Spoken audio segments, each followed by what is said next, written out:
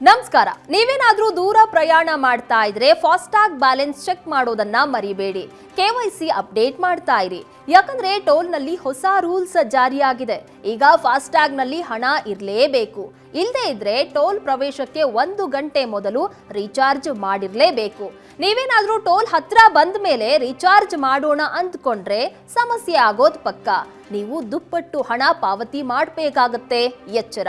Toll ದಾಟುವ 60 ನಿಮಿಷ ಮೊದಲು ಹಾಗೂ ದಾಟಿದ 10 ನಿಮಿಷಗಳ ಕಾಲ ಫಾಸ್ಟಾಗ್ ಆಕ್ಟಿವ್ ಇರಬೇಕು.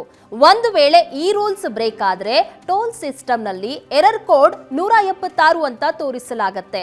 ಆಗ ಪ್ರಯಾಣಿಕರು ದುಪ್ಪಟ್ಟು ಹಣವನ್ನ ಪಾವತಿ ಮಾಡಲೇಬೇಕಾಗತ್ತೆ. ಜೊತೆಗೆ KYC ಮಾಡಿಲ್ಲ ಅಂದ್ರೆ ಫಾಸ್ಟಾಗ್ ಅನ್ನ ಕಪ್ಪು ಪಟ್ಟಿಗೆ ಸೇರಿಸಿ ವಾಹನಕ್ಕೆ ದುಪ್ಪಟ್ಟು ಸುಂಕವನ್ನ ವಿಧಿಸಲಾಗುತ್ತೆ.